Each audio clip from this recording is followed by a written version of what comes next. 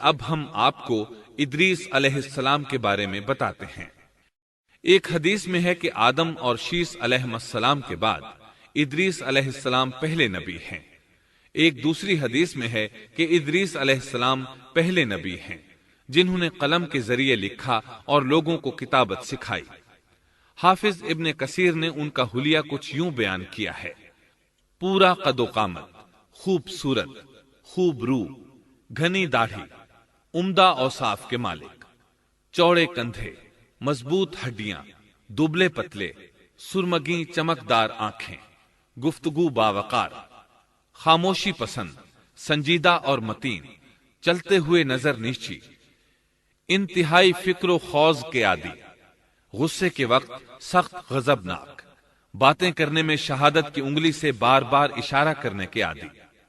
ادریس علیہ السلام شیس علیہ السلام کی شریعت پر عمل پیرا رہے۔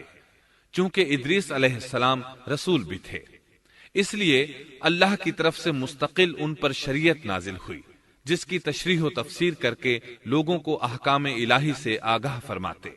ادریس علیہ السلام نے جب دیکھا کہ مفسدین ایمان والوں پر ظلم و زیادتی کر رہے ہیں، ان کا فساد بڑھتا جا رہا ہے، اور سمجھانے کے باوجود یہ لوگ باز نہیں آ رہے، تو انہوں نے اپنے پیروکاروں کو جہاد کا حکم دیا۔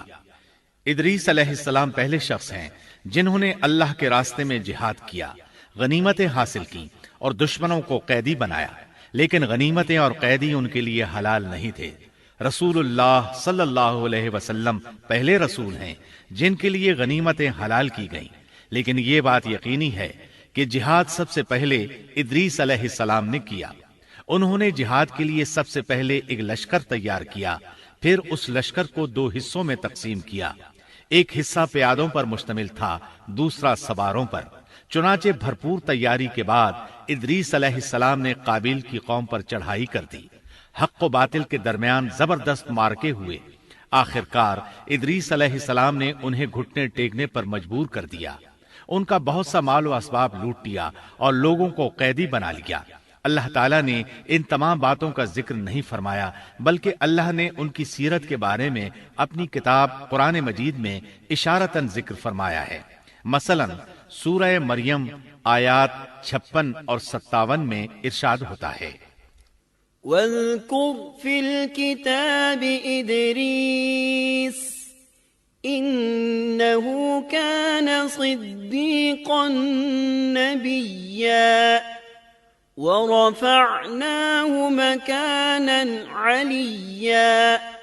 اور اس کتاب میں ادریس کا بھی ذکر کر، وہ بھی نیک کردار نبی تھے، ہم نے انہیں بلند مقام پر اٹھایا۔ ان کے بلند مرتبے کے بارے میں بخاری اور مسلم میں حدیث موجود ہے کہ نبی کریم صلی اللہ علیہ وسلم نے فرمایا: میں نے معراج کی رات چوتھے آسمان پر ادریس علیہ السلام سے ملاقات کی۔ وہ چوتھے آسمان پر بلند مقام پر فائز تھے۔ ابن جریر نے ایک روایت بیان کی ہے، وہ روایت اس بات کی وضاحت کرتی ہے کہ اللہ تعالیٰ کے ارشاد وَرَفَعْنَاهُ مَكَانًا عَلِيًّا سے کیا مراد ہے، اس کا کیا مفہوم ہے؟ ابن جریر کے علاوہ دیگر بڑے بڑے مفسرین اور مورخین نے بھی اس روایت کو ذکر کیا ہے، لیکن اس کی کوئی صحیح سند نہیں مل سکی۔ وہ روایت یہ ہے: ابن ابی حاتم وغیرہ نے اس روایت کو ہلال بن یسار سے بیان کیا ہے۔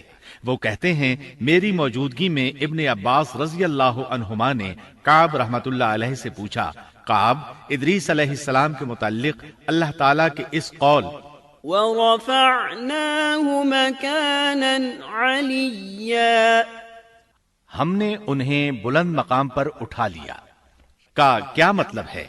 تو کعب رحمت اللہ علیہ نے جواب دیا، اللہ تعالیٰ نے ادریس علیہ السلام پر ایک مرتبہ یہ وحی نازل فرمائی، اے ادریس، تمام اہل دنیا جس قدر روزانہ نیک عمل کریں گے ان سب کے برابر میں تجھے ہر دن اجر دوں گا۔ ادریس علیہ السلام نے یہ سنا تو انہیں خواہش محسوس ہوئی کہ میرے اعمال میں روز افزوں اضافہ ہو، اس لیے عمر کا حصہ طویل ہو جائے تو اچھا ہے۔ انہوں نے وحی الہی اور اپنے اس خیال کو ایک رفیق فرشتے پر ظاہر کر کے کہا، اس معاملے میں موت کے فرشتے سے گفتگو کرو تاکہ میں نیک اعمال کا زیادہ سے زیادہ وقت حاصل کر سکوں۔ اس فرشتے نے جب یہ سنا تو ادریس علیہ السلام کو اپنے بازوؤں پر بٹھا کر لے اڑا۔ جب یہ چوتھے آسمان سے گزر رہے تھے تو موت کا فرشتہ زمین پر آنے کے لیے اتر رہا تھا۔ وہیں دونوں کی ملاقات ہو گئی۔ دوست فرشتے نے موت کے فرشتے سے ادریس علیہ السلام کے بارے میں گفتگو کی۔ موت کے فرشتے نے دریافت کیا، ادریس علیہ السلام کہاں ہیں؟ اس نے کہا، میری پشت پر۔ موت کا فرشتہ کہنے لگا، مجھے اللہ کی طرف سے یہ حکم ملا ہے کہ چوتھے آسمان پر ادریس علیہ السلام کی روح قبض کروں، اس لیے میں سخت حیرت میں تھا کہ یہ کیسے ممکن ہے۔ ادریس علیہ السلام تو زمین پر ہیں۔ چنانچہ موت کا فرشتہ ادریس علیہ السلام کے پاس آیا، ان سے اجازت طلب کی اور ان کی روح قبض کر لی۔ انبیاء کو یہ امتیاز حاصل ہے کہ فرشتہ ان کی اجازت کے بغیر ان کی روح قبض نہیں کر سکتا، اور رسول اللہ صلی اللہ علیہ وسلم کو تو یہ اختیار دیا گیا کہ آپ دنیا میں مزید رہنا پسند کریں تو رہ سکتے ہیں، یا پھر رفیق اعلیٰ کی رفاقت کو پسند کر لیں۔ آپ نے رفیق اعلیٰ کی رفاقت کو پسند فرمایا۔ اس طرح ادریس علیہ السلام کی روح چوتھے آسمان پر قبض کی گئی۔ انہیں بھی عیسیٰ علیہ السلام کی طرح آسمان پر اٹھایا گیا۔ فرق یہ ہے کہ عیسیٰ علیہ السلام کی روح قبض نہیں کی گئی۔ یہ واقعہ نقل کر کے کعب رحمت اللہ علیہ فرماتے ہیں کہ اللہ تعالیٰ کے ارشاد وَرَفَعْنَاهُ مَكَانًا عَلِيًّا کی تفسیر یہی ہے، لیکن درست بات یہ ہے کہ یہ اسرائیلی روایت ہے۔